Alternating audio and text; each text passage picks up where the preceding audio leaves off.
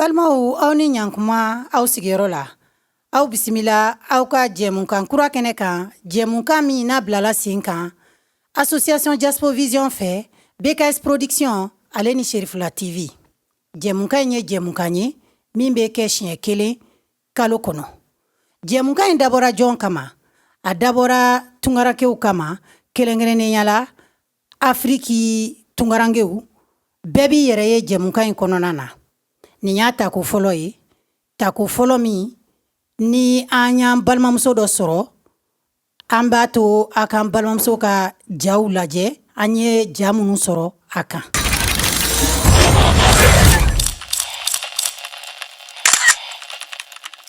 Jaspo Vision tungarange ukunga maba welele musoba do min tɔgɔ ye ko Madame Konate Umu Babu tungarange do a bangena Mali faaba la Bamakɔ. Madame Konate Umu Babu a sera Faransi jamana kan ka bɛn ni san 1995 de ye, san 1995. A furukɛ ɲuman sababu la o min kun bɛ Faransi jamana kɔnɔ kabini san 1990. Yani Madame Konate Umu Babu k'a ka sɛbɛnfuraw sɔrɔ minnu b'a yamaruya a ka se k'a ka muɲukumanyakaw kɛ Faransi jamana kɔnɔ. A min sigi k'a bolo d'a sen kan. Madame Konate Umu Babu ye baaraw minnu kɛ. O dɔ ye dudɛmɛdenya ye. Kalo 2 ɲɔgɔn na kɛlen kɔ dudɛmɛdenya la, Faransi foyer la, a yɛrɛ sɔrɔla ka dudɛmɛden dɔ fɛnɛ ta a ka denbaya kɔnɔ a n'a furukɛ. San 1998, Madame Konate Umu Babu a y'a ka sɛbɛn sɔrɔ Faransi jamana kɔnɔ min b'a jira k'a fɔ a bɛ se k'a ka muɲukumanyakaw kɛ ka sanga ni Faransi sariyaw ye. Madame Konate Umu Babu ma sigi fana k'i bolo d'a sen kan sɛbɛnfuraw sɔrɔlen n'o ye papiyew ye. Baara de bɛ maa bɔ nɔgɔ la, walito du bɛ maa da mɔsɔn. Ne maa min ma sɔn ka kɛ maa cɛsirilen ye, i bɛ kɛ maa cɛsirilenw ka cɛsirijala ye. Madame Konate Umu Babu a ye baara sɔrɔ Faransi jamana faaba Paris lotuli dɔ la, Hôtel Georges V, Champs-Élysées. A ɲɛsinnen don sow labɛnni ma n'u ko ma ko femme de chambre. An ka musoba in Madame Konate Umu Babu a ye hakili jagabɔ kɛ. Munna n yɛrɛ ti ko ta n yɛrɛ tuna ka kɛ n yɛrɛ ye cakɛda dɔw fɛnɛ sigi n yɛrɛ ye. Allez bien, installez-vous. Donc je vous ai convoqué aujourd'hui pour un entretien afin de savoir les qualifications, si vous avez les qualifications requises pour travailler avec nous. Donc je vais commencer par savoir, avez-vous déjà fait de l'hôtellerie? A yɛrɛ y'a ka cakɛda sigi sen kan saniya nasira fɛ min welela ko saniya multiservice. Bi cakɛda caman de bɛ musoba in bolo n'o ye Madame Konate Umu Babu ye. Faransi kɔnɔ BK Service Plus bɛ yen. O y'a ka cakɛda filanan ye min sigira sen kan fɛ. Ça fait des années qu'on travaille avec l'entreprise Sania Multiservice. On a des relations vraiment excellentes avec la chef et son équipe, composée par des valets de chambre et femmes de chambre, pour la plupart maliens. Donc ils font preuve de professionnalisme, rigueur, bienveillance. Pour les chambres. Donc nos clients sont satisfaits de la qualité des chambres et on est vraiment content de travailler avec cette société et cette équipe. Donc je me présente, Fatine Beimik, donc je suis la gérante de l'hôtel BNB de Torcy. Donc on travaille avec Oumou depuis 2014 et ça se passe très bien. Donc elle a travaillé sur quasiment tous nos hôtels depuis qu'on est gérant. Et on est vraiment content du travail des équipes. Et donc ça fait à peu près 10 ans du coup qu'on nous sommes partenaires et fidèles à la société Sania parce qu'elle a su répondre aux exigences, à la qualité. Effectivement après un partenariat ça a des hauts et des bas mais elle a toujours su répondre présente quand il fallait. Et ça on le remercie parce que ça a été quelque chose de très très important pour nous. Oumou et moi on a partagé un moment même privilégié ensemble. Ensemble, très important. Très important on puisque a été à la Mecque ensemble. Donc du coup c'est ma sœur de cœur. Nga cakɛda wɛrɛw fɛnɛ bɛ a bolo sira wɛrɛw ka i n'a fɔ cette ville la sécurité o ɲɛsinnen don lakanako ani mɔɔw bololafɛnw kɔlɔsili gardiennage. Cakɛda wɛrɛ fɛnɛ bɛ musoba in bolo n'o ye barbershop ye la vraie vie. Il y a un salon de coiffure. Donc salon de coiffure, il dengue de beau gérer quoi ça va. Donc on y a autour que cette fille la barber. Donc cette fille la barber donc au bien on a un quartier là comme la ville. Ok, donc il y a un barber. On est bara chamangue, c'était chamama bolo. Sécurité bambolo, musique, c'était musique bambolo, production musique. Un artiste nous produit, nous français là. Un barber phénomène. Donc voilà, artiste en disque d'or plané. Un artiste disque d'or. Ouais, ici c'est cette Villa Barbershop. Et on travaille 100%, bien clean. On met les clients à l'aise. Et ils sont trop contents quand ils viennent. Il y a un logo, c'est de la record le logo Békélé. Un civil la sécurité, le logo fait ou Békélé fait. On a essayé d'assembler le logo, il n'y a rien quoi. Imbela Djelebe, Madame Konate Oumou Babou Boulou. Franzi Jamana Kono. Mali yɛrɛ la sa n'o y'a fa jamana ye k'a dɔn k'a fɔ jamanadenw mago bɛ baara la a faso kɔnɔ saniya multi service Mali sigin bɛ sen ka yan min fɛnɛ ɲɛsin bɛ nettoyage mɔ saniya BTP plus fɛnɛ b'a bolo Mali kɔnɔ yan o ɲɛsinnen don biriki dilan mɔ Madame Konate Oumou Babou nin musoba in a kunna wololen don k'a ye k'a fɔ a sera k'a ka cakɛdaw sigi sen kan cakɛdaw minnu fɛnɛ bɛ kɛ sababu ye ka baarada di maa wɛrɛw fɛnɛ mɔ u bɛ se k'u ka denbaya dahirimɛ sɔrɔ min nɔ. An bɛ foli lase aw bɛɛ ma k'an dalajɛ yan tilegan na ka kuma ni baarakɛyɔrɔ in kan o sabu sɔrɔla Oumou Babou de sababuya la min kɛra sababu ye ka ni biriki bɔyɔrɔba in dayɛlɛ Numubugu la yan nɔ a kɔni an bɛ se k'a fɔ a kɛra sababu ye caman bɔra an sifinnakaw ka baarakɛbaliya la yɔrɔ in na yan nɔ ko sabu kɛ caman tun bɛ yen u bɛ tile ban taayɔrɔ tɛ yen baara tɛ yen Oumou n'a ka projet sababuya fɛ a nana biriki bɔyɔrɔ in dayɛlɛ yan nɔ a kɔni mɔgɔ caman bɛ baara kɛ yan nɔ et puis a yɔrɔ nafa ka bon fana chantier minnu b'an kɛrɛfɛlaw ka yan nɔ c'est caman bɛ na u b'a fɔ ko biriki san yɔrɔ ka jan o la mais ko ni yɔrɔ ka surun kɛrɛfɛ yan nɔ a bi o arranger kosɛbɛ bon foli min bɛ ne bolo ka se Oumou yɛrɛ ma sisan ani ce a ka hakiliɲumanya ko la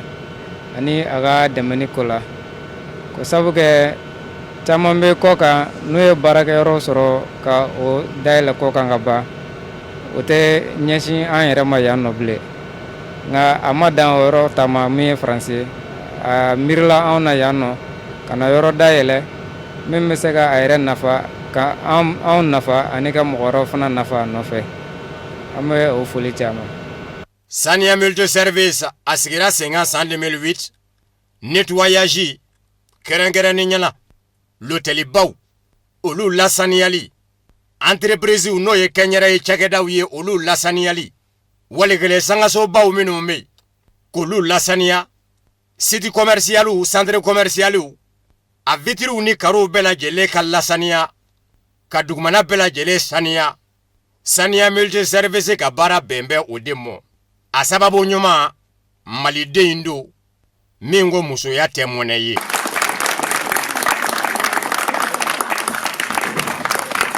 Sisan ja nunu tɛmɛnen kɔfɛ an bɛna wele bila an balimamuso ma n'o ye Madame Konate Oumou Babou ye a k'an sɔrɔ kɛnɛ in kan.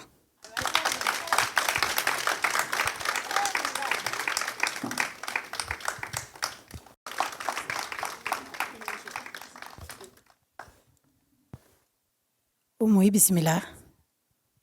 Ayiwa sani an ka kuma di Oumou ma an bɛ foli bila ka taa sirifulakaw bɛɛ ma Mali kɔnɔ Mali kɔfɛ kɛrɛnkɛrɛnnenya la Cherif Ousmane Madani Haidara n'a ka famille n'a jɛɲɔgɔn n'a baarakɛɲɔgɔn. An bɛna ɲininkali kunfɔlɔ tengun an balimamuso la n'o ye Oumou Babou ye. Oumou Babou jamu in Babou nin ne kɔni siɲɛ fɔlɔ ye k'a mɛn. Est-ce que i bɛ se k'i da don a la an ye dɔɔni wa? Assalamu alaikum warahmatullahi ta'ala wabarakatuh. Ka jama in bɛɛ don kiramatoya la an nana hɛrɛ la Ala k'an ɲuman sigi hɛrɛ la ya Rabbi. K'a ɲini an bɛ kɛnɛ min kan a ka kɛ an kuntigi Mamadu sallallahu alaihi wasallam ka kɛnɛ sitanɛ foyi kana don kɛnɛ in kɔrɔ an b'o ɲini k'o foli kɛ ka foli kɛ Japso Vision mɔgɔw ye ka foli kɛ BKS ye ka foli kɛ Sherifula ye ka foli kɛ an karamɔgɔ Sherifu Usman Madani Haidara ye a ka bonya n'a ka karama la Sherifula ko la. Ne ye Madame Konate Babu.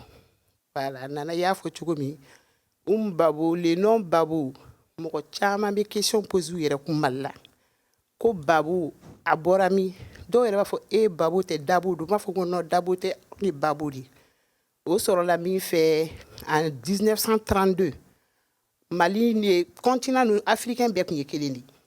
bon a bɛɛ kun ye kelen min kɛ donc anw mɔkɛ an ka côté kun bɛ Mali fɛ donc olu nana kana guerre la deuxième guerre mondiale ala y'a kɛ an mamuso o kun bɛ sira dɔ kan donc maintenant sisan an mɔkɛ nana u nali ka bɔ Burkina Naso u taara jigin Bamako an mɔkɛ kun bɛ Moribo Keyita fɛ Daba Keyita fɛ donc a kun bɛ yen nɔ min kɛ komi an mamuso ka nin sira sɔrɔ la olu dun nana u kan ka taa deuxième guerre mondiale de la ale bolila ka t'o ko ɲɛnabɔli la donc entre temps n'a terikɛ min kun bɛ ɲɔgɔn fɛ mobili kɔnɔ appel kɛlen u y'o de ɲininka u ko ko ne ni dɔ nana ɲɔgɔn fɛ k'a ko k'a tɔgɔ ko Cɛkura Suwabo donc Cɛkura Suwabo ils ont dû mal comprendre u y'a sɛbɛn Cɛkura Babu i y'a ye donc comme hali sisan nɔ o erreur de bɛ yen nɔ tɔgɔkow la quoi ni erreur kɛra par exemple dɔw tɔgɔ bɛ sɛbɛn Hawa avec W dɔw tɔgɔ bɛ sɛbɛn Hawa avec H donc a erreur bɛ continuer bon Babo sɔrɔla o erreur de nom dɔrɔn fɛ sinon nous sommes des Suwabo actuellement an ka guerre ninnu bɛɛ kɔfɛ an ka village donna Burkina kɔnɔ sinon avant les guerres comme continent africain bɛɛ kun ye kelen ye an kun bɛ Mali de fɛ. hakili la faamuyali sɔrɔla ko la an bɔra ka ja minnu ye tantɔ hali n'an ma fɛn fɔ mɔgɔ ye an b'a dɔn k'a fɔ I ye muso cɛsirilen ye anw bɛ fɛ ka min dɔn e ka ni inspiration bɔra min ani motivation. o diyara n ye donc I y'o min fɔ ne ka inspiration ni n ka motivation ni kuma diyara n da ne b'a fɔ ko n y'a min sin fɛ parce que ne bɔra muso min na ni ye ne yɛrɛ ɲininka sisan ne m'o sɔrɔ hala bulon na ne ba kun ye muso baarakɛla de a bɔra Turungunbe Hatuma Sisako u b'a fɔ a ma Girema n'i ye mɔgɔ ɲininka Turungunbe ko Girema ye jɔn ye u b'a fɔ e ye Turungunbe ka yɛrɛ parce que a ka baara fɛ donc ne ba bɔra Turungunbe a yɛrɛ ka kuma olu ka temps na u faw tun tɛ sɔn u ka kalan donc ale danna 6e de la mais le fait que dusu kun b'a kɔnɔ a m'a yira k'a fɔ k'a danna 6e na ala y'a kɛ a nana furu mɔgɔ min ma o tigi kun ye militaire ye ne fa c'était un garde donc ne fa n'a nalen u ye mɔbiti ninnu kɛ ka sewariw kɛ fo ka na Bamakɔ donc u selen Bamakɔ donc sisan nɔ a selen Bamakɔ sisan nɔ a continuera a ka baara fɛ n'i sera Tomgorobugu sugu la n'i ko Hatuma Sisako muso kelen de don donc a continuera fana fɛ ka na don transport la a donna transport la cogo di n'i kun bɛ bɔ Bamakɔ ka taga Ɲoro i bɛ bɔ Ɲoro ka t'olu ka village la mɔgɔw kun bɛ taa fo Ɲoro de ka sɔrɔ ka wotorow ta ka t'olu ka village la a ye dusu ta k'a yira k'a fɔ k'o tɛ se ka continuer donc ni ne fa wulila don dɔ la ka mobili ta u ye presque kalo 2 kɛ sira la Bamakɔ Turungunbe k'a sira tigɛ ni jele ni daba ye fo ka sira bɔ fo Turungunbe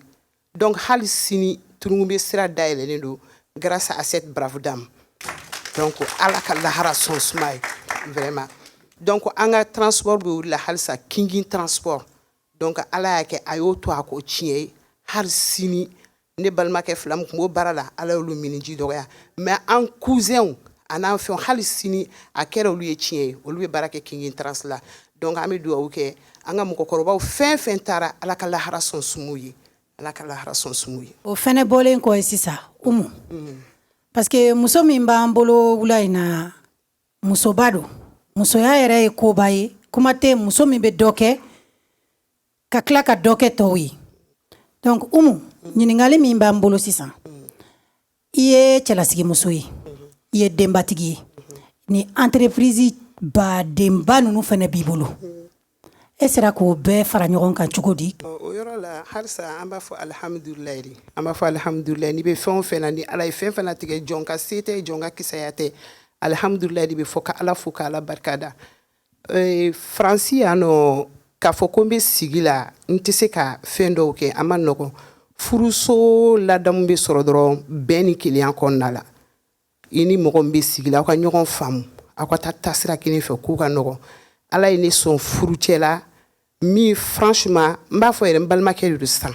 tellement que cɛ in a ye n faamu k'an to n danbe la a ye ɲɔgɔn faamu donc o ye baara nɔgɔya ne bolo kojugu ni n ko fɛn o fɛn an bɛ tɛmɛ o sira fɛ n'a fana ko fɛn o fɛn n bɛ tɛmɛ o sira fɛ ni ne ka kan ka taga occuper baara la tuma min na o b'a sɔrɔ ale bɛ occuper denmisɛnninw na n'ale bɛ taa ka baara la tuma min ne bɛ occuper denmisɛnninw na donc on a su gérer notre foyer comme ça fo kana denmisɛnninw kɔrɔbaya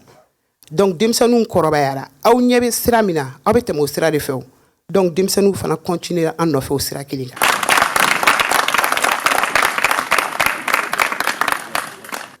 sisan nɔ an bɛna ja dɔw fɛnɛ lajɛ tuguni ka da kan an sera umu baarakɛɲɔgɔnw ma ka t'olu ɲininka umuko la parce que umuko kunpan bɛ caman na halisa. Salam alaikum, ne tɔgɔ Bakari Jire d'origine malien ka wolo Mali la ka mɔ Mali la depuis nana jamana in kɔnɔ san wɔɔrɔ n bɛ baara kɛ o toli la ne ni humu cɛ ma degun sɔrɔ a ka fɛngɛ na hali ne bɔlen ka taga Mali la humu ye ne wele o y'a sɔrɔ n taara n ka mariage la ka cadeau kɛ patron bɛ to k'a ka kalanden a ye wari ci ma don ne mun na o don y'a sɔrɔ wagati ka gɛlɛma o wari ye ne mago ɲɛ a don mɔgɔ i bɛ don min na o tɛ dɛ sini min mina o de bɛ yen o de y'a to adamaden diɲɛ jigi de quoi fɛn bɛɛ ye sababu ye mɔgɔ i tɛ to yiri la ka yiri sɔrɔ mais i b'i to mɔgɔ la ka mɔgɔ sɔrɔ diɲɛ fɛn bɛɛ ye sababu ye vraiment n'a ma tigɛ ɲɔgɔn na ne fɛn fɛn fɔ a ɲɛna wagati o wagati a b'a fɔ jire ne ko tɛ problème t'a la ma gɛlɛya si sɔrɔ a ka côté la et puis n ka sara côté min don ma gɛlɛya sɔrɔ n ka sara côté la. Assalamu alaikum marim sonin ko yero golnyanga golle kana limo danga asre nyani grand problème sunte o golnyanga tranquille mo asre nyani o di golnyanga do mais y a pas de problème isru nyani golle ke franchement golle ke sre nyani vraiment akara an ba yɛrɛ ye baara yɛrɛ ka bɔra a kɛra an ba ye a ye fɛn bɛɛ kan ye vraiment an ka juru foyi t'a la baara bɛ k'a normal la sara bɛ k'a normal la an ka juru foyi t'a la alhamdulillah an b'a la tanu ala k'o kɛ ɲɛtaga ye. Amin, amin, amin. Ça me fait plaisir de travailler avec Madame Babo, on attend, il n'y a aucun souci. S'il y a des trucs, ça va pas, on arrange entre nous. Ko ba Abdoulaye Mbete mi di liggodo e société Beka e service kalmi sanya foko société goto wage jido arde fo wara wa mbita e odo société ko société mojo ngala problème ay hunde on calmi amon juram de nanani haklina ila kata entreprise u daele tuguni ifa dugula bon mi nana no haklina yi o de toujours o ye min fɔ bamanankan na yirikuru mɛn o mɛn ji la a tɛ kɛ banba ye donc ala ye anw tungaran k'u garisɛgɛ kɛ tungafɛ sigi mais o kɔrɔ tɛ k'a fɔ k'an t'an hakili t'an kɔ la bi bi in na an bɛ ala deli ala ka sijan ni kɛnɛya d'an ma k'an ka retraite nɔgɔya an ye bon e y'i si bɛɛ kɛ kɔfɛ e ma fosi préparer so donc ni e taara so k'i bɛ t'i sigi so a tɛ se ka ɲɛnabɔ f'a ka sɔrɔ i ye bolominɛ yɔrɔ dɔ de kɛ yen nɔ o ye kelen filanan fana ka entreprise dayɛlɛ yen nɔ k'a yira denmisɛnninw na k'a fɔ an bɛ min kɛ kɔfɛ n'an y'an jija k'a kɛ yan fana a bɛɛ ye kelen ye donc o de y'a kɛ ne yɛrɛ kun taara ka taa n yɛrɛ di n ka entreprise ma ɲɔgɔn quand j'étais à l'hôpital Gabriel Touré moi je me réveille à 3h du matin ka taa Gabriel Touré la ka taa baara k'u nɔfɛ k'a yir'u la n ko français an bɛ baara kɛ ni technique min ye nettoyage bɛɛ ye kelen ye k'o technique yir'u la n ko pour que u se k'a faamuya Faransi o Mali o a bɛɛ ye nettoyage kelen de donc a b'a permettre denmisɛnninw fana bɛ courage ta baara ko la k'a dɔn k'a fɔ an bɛ bɔ sanfɛ an bɛ wari min sɔrɔ an t'a sɔrɔ dɔwɛrɛ la baara kɔ donc aw fana ka dusu ta ka baara kɛ yan nɔ donc exemple y'o dɔrɔn de ye. Sisan an bɛna an balimamuso dɔ ɲininka an balimamuso in tɔgɔ ye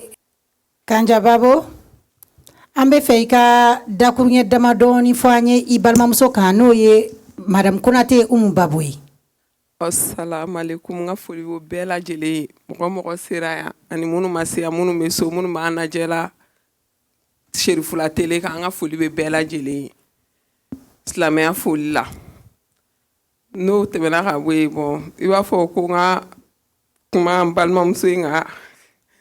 a bɛ komi an ba de.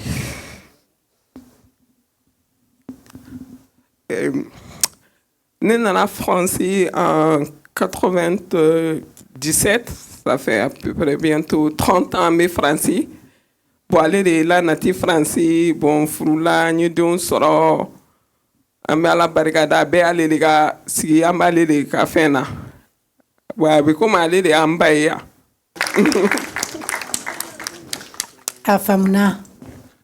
Afamuna parce que ni a jatimine émotion boyana balom soma.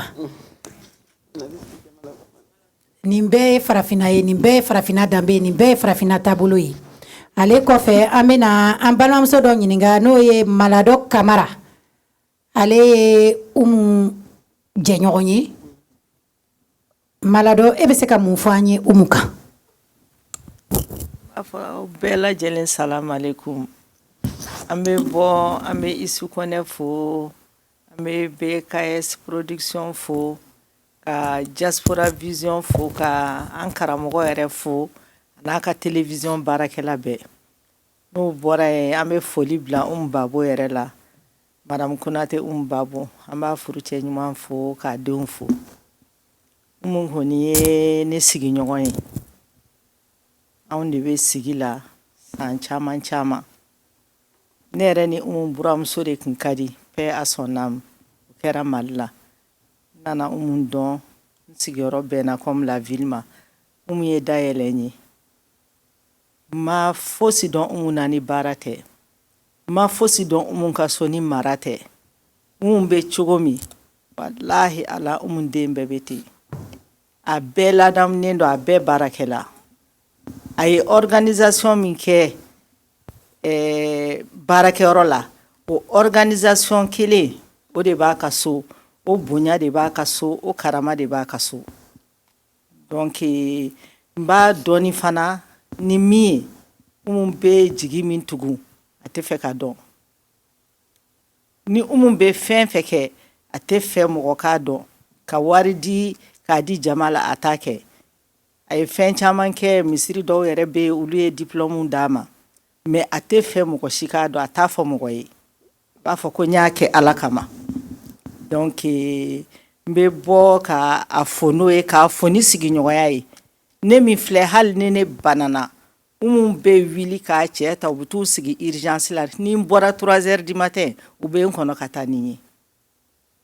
donc je ne peux que la remercier.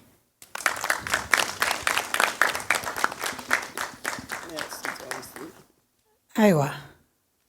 an bɔra balimamuso la ka na jɛɲɔgɔnmuso la o fɛnɛ tɛmɛnen kɔ ka bɔ yen sa an bɛna kuma di Kudeja Konate n'o ye yɛrɛ denmuso ye mais Kudeja ka question bɛ kɛ version 2 ye Kudeja, comment vous allez? Bien, je vais bien, merci beaucoup. Mais il n'y a pas de chorobi aujourd'hui, on va parler bambara. Vous êtes prête? Je suis prête. Ok. Kudeja, ni babe bara ke ɲɔgɔn fɛ kɛrɛnkɛrɛnnenya la i bɛ bara k'i ba ka entreprise la Kudeja yɛrɛ jɔyɔrɔ ye mun de ye a ba ka entreprise la? Alors, c'est ka daminɛ ne ye baara daminɛ ne ba nɔfɛ depuis 2017. Donc n'a ye baara la ka n tun bɛ étude de RH la. Donc comme n tun bɛ étude de RH la n y'a ye ko organisation kan ka kɛ société tɔ kɔnɔ quoi. Donc ale yɛrɛ y'a ye k'a fɔ ko mun na ne bɛ taa baara kɛ mɔgɔ wɛrɛ nɔfɛ n ka n'a nɔfɛ ka baara kɛ a nɔfɛ. Donc fɔlɔ la ne tun y'a ye n y'a fɔ bon est-ce que n tɛ taa yɔrɔ wɛrɛ lajɛ quoi. Mais finalement n y'a fɔ non société a ka kɛ société familiale n bɛna lajɛ ka RH organisation kɛ ka kɛ Sanya Multiservice société kɔnɔ. Donc o la n ye baara ye n y'a faamu et n ye courage ta ka dɛmɛ société la quoi. Ayiwa Kudeja ye courage ta ka mama dɛmɛ société la. Kudeja, est-ce que société kɔnɔ mama tun bɛ baara minnu kɛ? Parce que ni kuma ka di an ka fɛn fa fɔcogo la a bɛ fɔ k'aw ye yan denw ye. Fɛn caman bɛ yen an b'a fɔ aw tiɲɛnen don a tɛ sɔn fɛn caman ma. Est-ce que mama tun bɛ baara kɛ cogo min e sɔnna ka farinya k'i bolo don baara la mama fɛ wa? Awɔ a tun b'an la wuli fo 6 heures du matin ko ka taa chambre ninnu kɛ. Donc n tun bɛ wuli choix tun t'a la quoi n y'a fɔ bon baara de don yan France tɛ se ka foyi kɛ n'i ma baara kɛ. Donc ne yɛrɛ y'a ye a tun bɛ baara la don o don. an ye fɛn min bɛɛ sɔrɔ a y'a sɔrɔ baara le la donc fɛlɛ n wulila 6 heures du matin ka taa nɔfɛ baara la quoi. Donc d'accord, merci Koudeja pour ton intervention.